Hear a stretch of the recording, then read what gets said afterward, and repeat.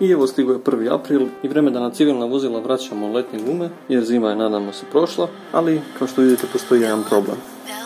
Šavčić u ovoj gumi i za divno čudo nije ispuštala.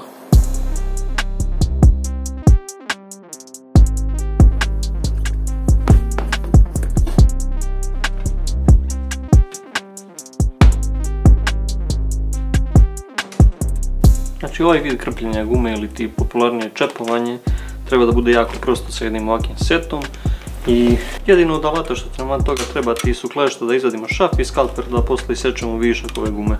Sad nikada ovo nisam probao, ali šta je najgore što može da se desi.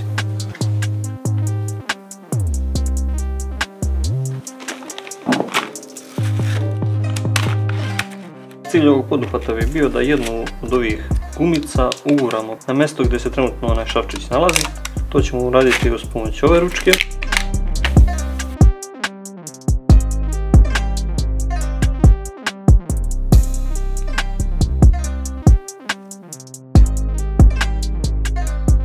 Otprilike ne mora ništa tačno ovako da se podeli na dva jednaka dela.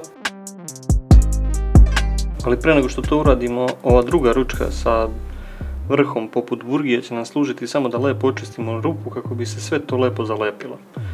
Naravno dobili smo i lepak uz to koji ćemo nanositi i na ovu gumicu za čepovanje i direktno na gumu.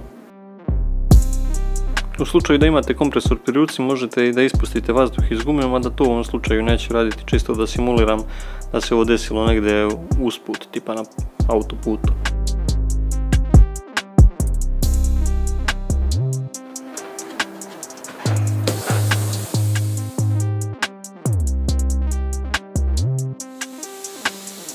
Kao što čujete, guma je već počela da curi.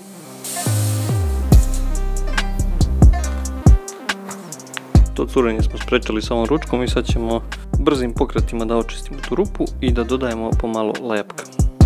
Evo, otprilike ovako.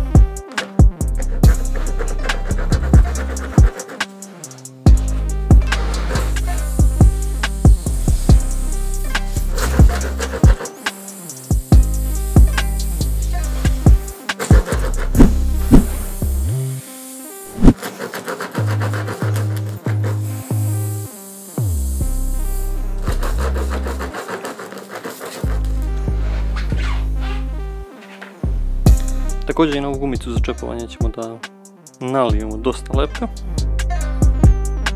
Naravno ne previše da se to sliva po celoj gumi, ali dovoljno da uhvati.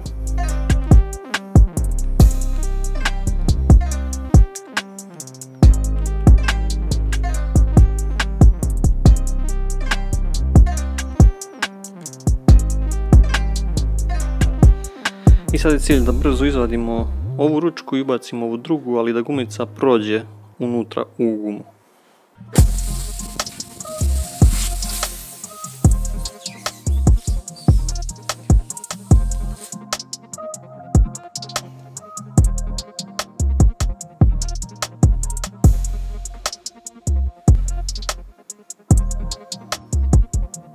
Gumica mora da prodre kroz gumu da bi se to lepo sve zalepilo i sad moramo naglim pokretom ka nazad da odsečemo praktično na pola i da se od one gumice naprave dva komada koja će da zadiktuju sve to.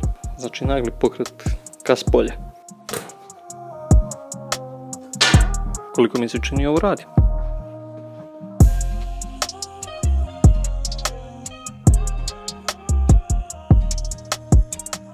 Ovako to izgleda izbliza i sad ćemo samo onaj višak gume da skratimo skalperom.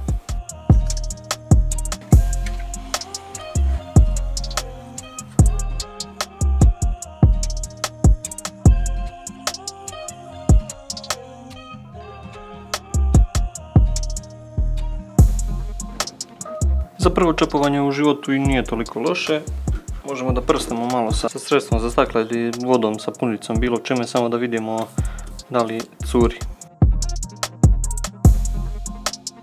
I evo, pošto nema mehurića, znači da nema curenja, doduvat ćemo gumu na određeni pritisak i to bi bilo to.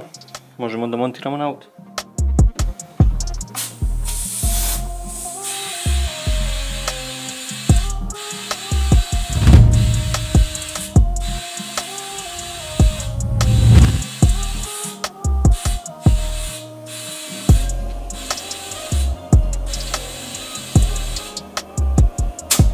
Evo, naduvali smo na 2 bara, pošto nije nisko profilna. I dalje ništa ne curi, tako da je emisija uspjela. Naravno, to kad se uprlja bit će crno i dosta manje primetno nego sad. Ali prvenstveni zadatak mu je da drži pritisak.